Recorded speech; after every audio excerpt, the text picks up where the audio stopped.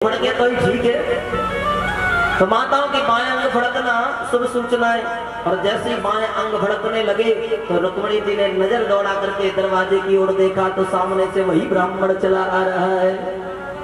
दौड़ करके चरणों में गिर पड़ी, क्या हुआ गुरुदेव? ब्राह्मण ने कह दिया, बिटिया आ गए द्वारिकानाथ। अब तो रुक्मिणी जी ने बड़ा सुंदर श्रृंगार किया और सखिया हाथों में मेहंदी लगा रही है।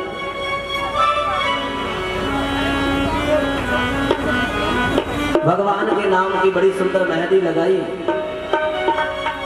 पता चल गया है रुक्मिणी को कि छलिया कृष्ण भी आ गया। शिशुपाल से जाकर के कह दिया, हमारे कुल की रीति है बालिका का विवाह होता है तो नगर के बाहर अंबिका का पूजन करने जाती है कन्या। अब इस नियम को तो हम बदलेंगे नहीं, हमारी बहन भी रुक्मिणी भी नगर के बाहर अंबिका का पूजन करने जाएगी, लेकिन उसकी सुरक्षा का बंदोबस्त तुम्हें करना है क्योंकि कृष्ण आ गए हैं। मैं नहीं चाहता मेरी बहन के साथ कोई अप्रिय घटना घट जाए। तो 10,000 सैनिक भेज दिए हैं शिशुपाल ने, 1,000 सखियां भेज दी हैं और पुरोहिता ने हाथ में पूजा की थाली लेकर के सखियां साथ में मंगल गीत गाती हुई चली जा रही हैं अंबिका के मंदिर की ओर।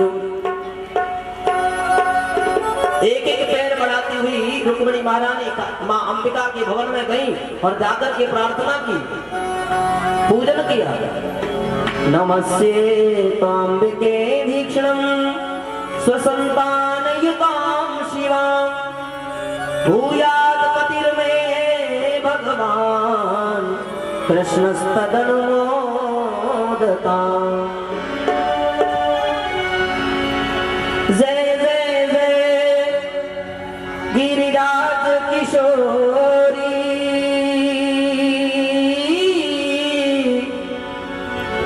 जय महेश मुख चंद चकोरी।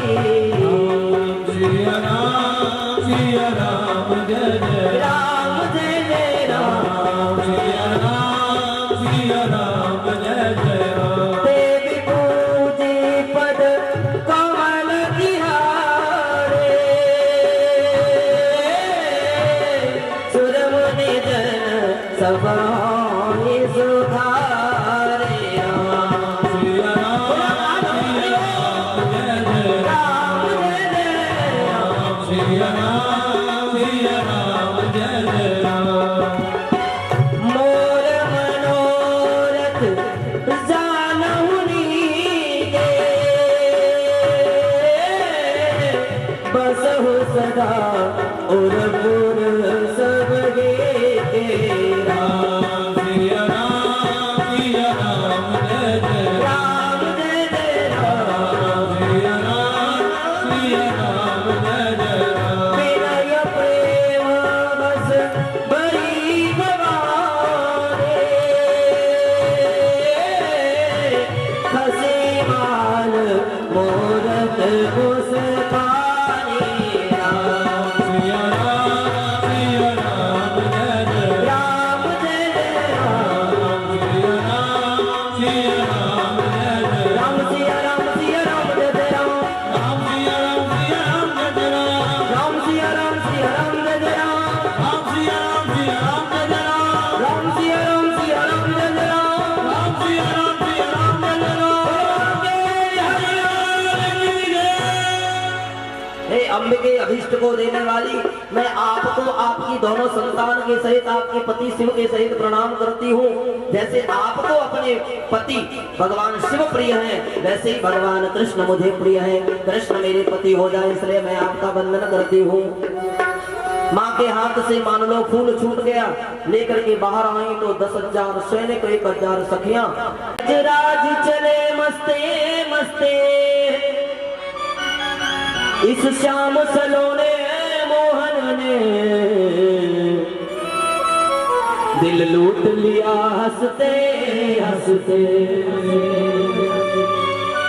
जो प्रेम के पंथ बिके सजनी बिन मोल बिके सस्ते सस्ते।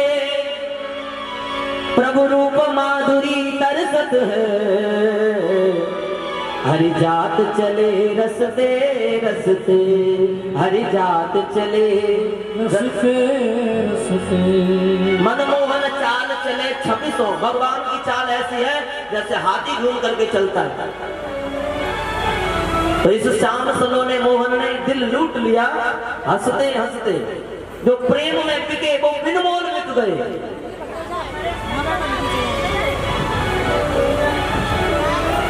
सस्ते सस्ते बिक गए प्रेम के पंथ में। भगवान भी प्रेम में सस्ते बिक जाते हैं भक्तों के चक्कर में, भक्तों के प्रेम में।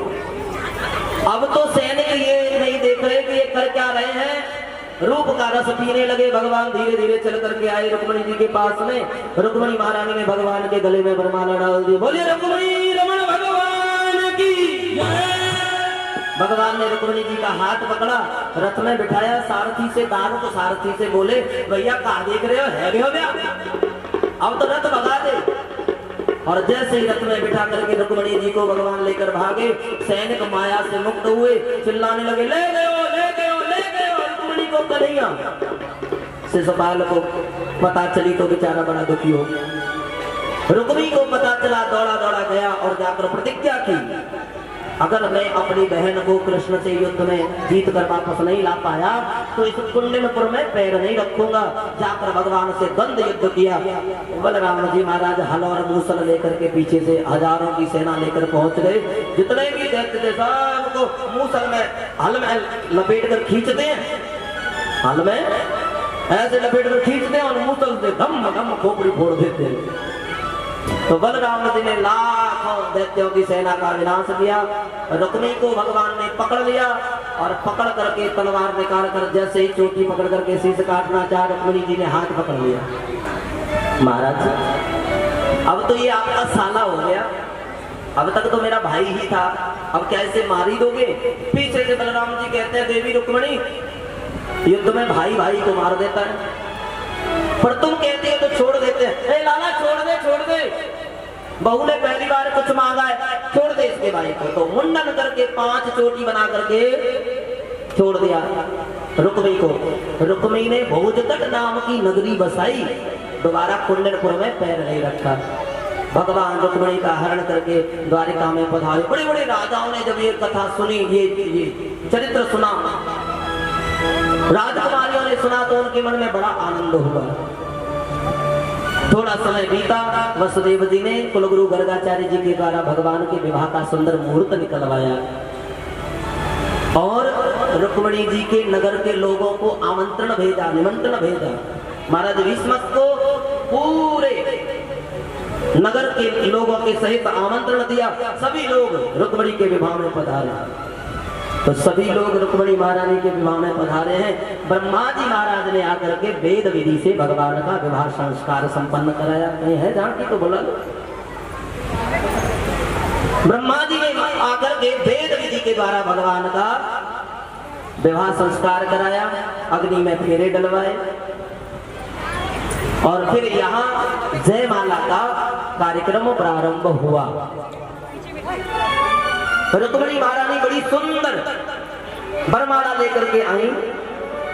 कुंडलपुर की जो सखियां हैं साथ में मंगल गीत गाती चली आ रही हैं, क्योंकि सबको पहले ही बुलाया है वसुदेव जी ने।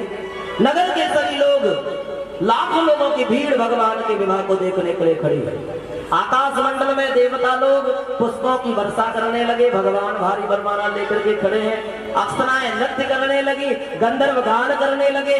महात्मा लोग जो सप्तऋषि मंडल है वे सब के सब वेद ध्वनि करने लगे। बड़ी सुंदर ताल,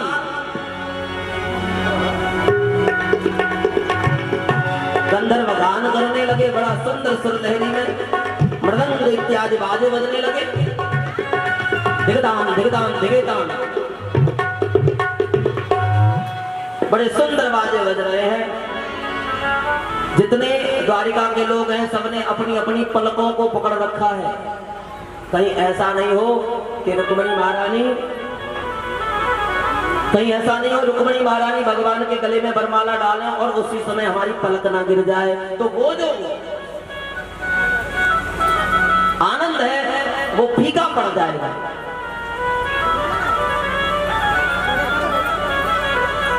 कहा है भैया ले आओ, अब कहा है असमय को कछु अच्छो ना लगे। फिर डाली से चूका बंदर और पंगत से चूका साधु, कहीं गति नहीं होती, महात्मा ये बोलते हैं।